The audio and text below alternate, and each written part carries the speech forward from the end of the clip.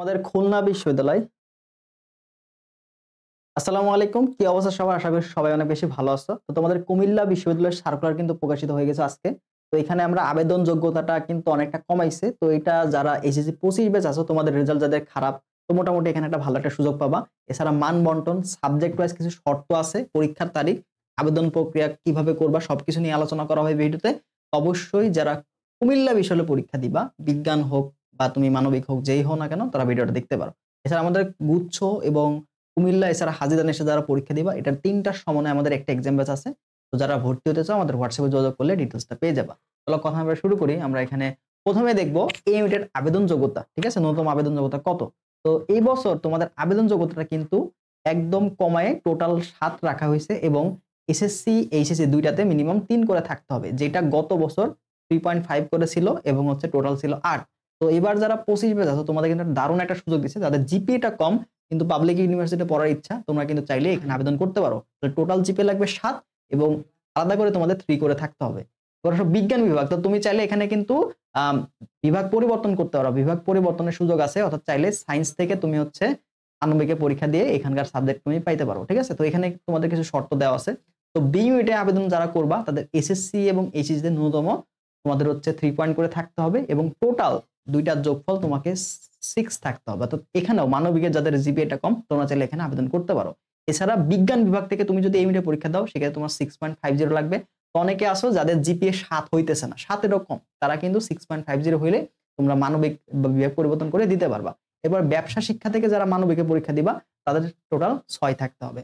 এরপর আসো C unit বা বিজনেস স্টাডিজ। তো এদের ক্ষেত্রে কমার্সে যারা আসো তো তোমাদের হচ্ছে টোটাল এসএসসি এবং এইচএসসি তে ৩ করে থাকতে হবে ন্যূনতম। এই ৩ করে থেকে টোটাল জিপিএ লাগবে তোমার ৬। ঠিক আছে? টোটাল জিপিএ যদি ৬ হয় এবং আলাদাভাবে যদি ৩ করে থাকে তুমি এখানে পরীক্ষা দিতে পারবা। এছাড়া যারা এখানে বিভাগ পরিবর্তন করবা অর্থাৎ বিজ্ঞান থেকে বা মানবিক থেকে পরীক্ষা দিবা, তো মানবিকের ক্ষেত্রে তোমার ৬ থাকতে হবে। তুমি যদি মানবিকের হয়ে থাকো আর সিইউনিটে পরীক্ষা দিতে চাও সেক্ষেত্রে তোমার 6 থাকতে হবে এবং তুমি যদি বিজ্ঞান শাখার হও সেই ক্ষেত্রে তোমার হচ্ছে 6.50 এই জিপিএটা থাকতে হবে। তো এইটা মূলত আমাদের ন্যূনতম আবেদন যোগ্যতা ছিল। ঠিক আছে?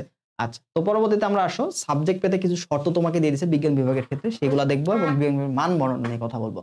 তো এখানে তোমরা যারা এই ইউনিটে পড়তে চাও এবং তোমরা গণিত অথবা সিএসি, আইসিটি, পদার্থবিজ্ঞান, পরিসংখ্যান এই সাবজেক্টগুলো পড়তে চাও, তো এদের জন্য তোমাদের অবশ্যই এইচএসসি তে গণিতে তোমার ৩ থাকতে হবে। ঠিক আছে?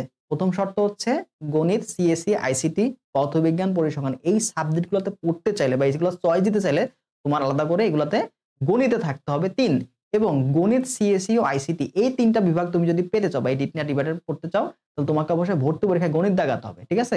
তো এখানে কিন্তু গণিত স্কিপ করা যায়। তো তুমি যদি গণিত স্কিপ করে যাও তাহলে তোমার গণিত, সিএসসি এবং আইসিটি এই ৩ টা সাবজেক্ট তুমি পাবা না। ঠিক আছে?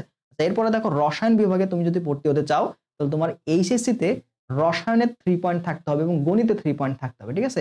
তার মানে তোমার যদি রসায়নে ৩ এর নিচে থাকে এইচএসসি পরীক্ষাতে তাহলে তুমি কিন্তু এখানে রসায়ন সাবজেক্টটা পাবা না। ঠিক আছে? এবার ফার্মেসি বিভাগে। তো ফার্মেসি বিভাগে ভর্তিচ্যুতের জন্য তোমাদের এখানে রসায়ন, জীববিজ্ঞানে ৩ থাকতে হবে এবং গণিতে 2.50 থাকতে হবে। ঠিক আছে? তো ফার্মেসিতে তুমি যদি ম্যাথ দাগাও সেই ক্ষেত্রেও ফার্মেসি পাবা। তুমি যদি বায়োলজি দাগাও সেই ক্ষেত্রেও ফার্মেসি পাবা। ঠিক আছে? তো ম্যাথ না দাগালে এই ৩ টা সাবজেক্ট পাবা না। আর তুমি যদি হচ্ছে ম্যাথ দাগাও তাহলে সব সাবজেক্টগুলাই তুমি পাবা।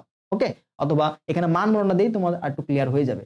দেখো এখানে মান বর্ণনের ক্ষেত্রে আমাদের ২ টা পার্ট থাকবে। একটা হচ্ছে ঐচ্ছিক অংশ এবং একটা হচ্ছে আবশ্যিক অংশ। তো আবশ্যিক অংশে তোমাদের ২ টা সাবজেক্ট আছে সেটা হচ্ছে পদার্থবিজ্ঞান এবং রসায়ন। ২ টাতে ২৫ করে মোট ৫০ মার্ক। এটা হচ্ছে আবশ্যিক অংশ এবং তোমাদের গণিত, জীববিজ্ঞান, বাংলা প্লাস ইংরেজি। এখানে আবার তোমার বাংলা ইংরেজি ২ টাই দাগাতে হয়। ঠিক আছে? তো বাংলাতে থাকে ১০ টা এমসিকিউ, ইংরেজি থাকে ১৫ টা এমসিকিউ, টোটাল ২৫ মার্ক। তো এখানে দেখো ৭৫ মার্ক না, এখানে তোমার ২ টা সিলেক্ট করে ৫০ মার্ক কভার করতে হবে। ঠিক আছে?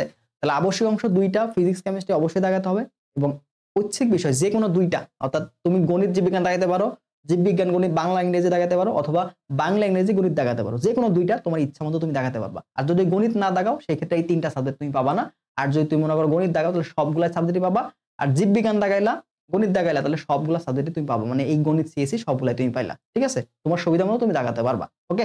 আর যারা বিজ্ঞান বিভাগের প্রস্তুতি নিয়ে টেনশনে আছো কিভাবে পড়বা না পড়বা তাদের জন্য কিন্তু এই যে আমাদের গুচ্ছ ক প্লাস কুবি প্লাস হাজিদানে সেখানে মোট ৩ টা ভার্সিটির কভার হয়ে যাবে। তো এরকম এক্সাম ব্যাচটা তোমাদের কিন্তু ভর্তি চলছে। এখনো শুরু হয় নাই, নতুন করে শুরু হবে। তো যারা চাও একটা রোড ম্যাপ থাকে যাদের জিপিএটা কম, ঠিক আছে? যাদের জিপিএ কম, তো যাদের জিপিএ কম তোমাদের কিন্তু জিএসটির সামনে একটা বড় সুযোগ, জিএসটি জিপিএটাও কমাবে এবং কুমিল্লা বিশ্ববিদ্যালয় এটাও কিন্তু জিপি অনেকটা কমাই দিছে। তোমাদের একটা বড় সুযোগ এখন, তো এই সুযোগটা তোমাদের কাজে লাগাইতে হবে, ঠিক আছে? তো অনেকেই বিজ্ঞান বিভাগের শিক্ষার্থী আছো, জিপি এর কারণে তোমাদের কিন্তু কোথাও পরীক্ষা দিতে পারবা না, এরকম অনেক জায়গা আছে। মিনিমাম তো 8 করে রাখতেছে বাকিগুলোতে, তাই না? কিন্তু এখানে তোমার কিন্তু 7 করে দিছে, তো এইটা তোমাকে কাজে লাগাইতে হবে।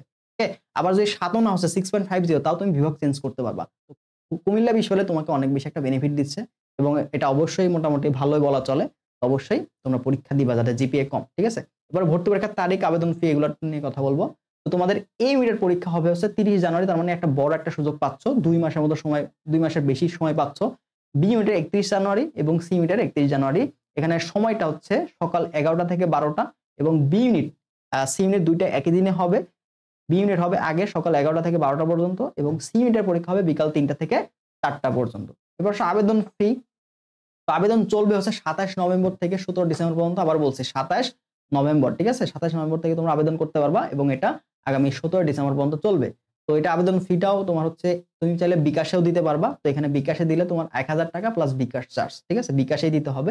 আবেদন ফি 1000 টাকা, বিকাশ চার্জটা যেটা হয় সেটা দিতে হবে তোমাকে, অর্থাৎ ক্যাশ আউট চার্জ যেটা আরকি। ঠিক আছে? তো এইভাবে তোমাদের আবেদন করতে হবে। তো এই ছিল মূলত আমাদের আজকের আপডেটটা। কুমিল্লা বিশ্ববিদ্যালয় এগুলো আমরা এতক্ষণ জানতে পারলাম। পরীক্ষার কেন্দ্র, হ্যাঁ, আরেকটা বিষয়, পরীক্ষার সেন্টার। পরীক্ষার যে সেন্টার সেটা হচ্ছে তোমরা এবার কুমিল্লাতে, এবার তোমরা হচ্ছে কুমিল্লার পাশাপাশি, এর আগে তো শুধু কুমিল্লায় দিতে পারতা, এরপরে কুমিল্লার পাশাপাশি রাজশাহীতেও নিবে, ঠিক আছে? কুমিল্লার পাশাপাশি রাজশাহী, এই দুইটা জায়গায় তোমরা পরীক্ষা দিতে পারবা। বোঝা গেল? কুমিল্লা, রাজশাহী। এবং যদি কোনো চাপে টাপে পরে ঢাকাতে নিতে পারে তাহলে তো ভালো হয়, ঠিক আছে? বাট কুমিল্লা, রাজশাহী তো যারা উত্তরবঙ্গে আসো অনেকে পরীক্ষা দিতে চাও না, তো তোমাদের জন্য কিন্তু অনেক সুবিধা হলো যে তোমরা চাইলেই রাজশাহীতে এসে পরীক্ষা দিতে পারবা। বুঝতে পারছো? আচ্ছা, তো যারা বিজ্ঞান বিভাগে আসো, প্রিপারেশন প্ল্যান নিয়ে একটু ঝামেলার মধ্যে আসো, অনেকে দ্বিধাদ্বন্দ্বে থাকতা যে আসলে পরীক্ষা দিতে পারবো কি পারবো না, যারা পরীক্ষা দিতে পারবা তারা অবশ্যই আমাদের এক্সামের সাথে ভর্তি হয়ে যাও। শেষ মুহূর্তে এসে তোমরা একটা রোডম্যাপ পাবা ইনশাআল্লাহ। যাদের জিপিএটা কম, ভালো একটা প্রতিষ্ঠানে পড়ার সুযোগ পাচ্ছ, এখানে টপ টপ সাবজেক্ট আছে, এগুলো পড়ার সুযোগ পাচ্ছ। তো যেখানেই পরীক্ষা দেওয়ার সুযোগ পাও না কেন, নিজের বেস্ট ইফোর্টটা দিবা, ঠিক আছে? চেষ্টা করবা যেন ওখানে সর্বোচ্চ ইফোর্টটা দিয়ে আমি চান্স নিশ্চিত করতে পারি। তো পরবর্তী ভিডিওতে আমরা কুমিল্লা বিশ্ববিদ্যালয়ে কি কি পড়তে হবে, কোন বই ফলো করতে হবে সেগুলো জানাবো। তো আজকে আপাতত এতটুকুই। তো এখানেও যদি তোমাদের কোনো জিজ্ঞাসা থেকে থাকে সেটা অবশ্যই কমেন্ট বক্সে জানাবা, ঠিক আছে? আবেদন প্রক্রিয়া, শর্ত, মানদণ্ড সবকিছু নিয়ে কথা বললাম। যদি কিছু জানার থাকে এর বাইরে অবশ্যই কমেন্ট সেকশন করো। আল্লাহ হাফেজ।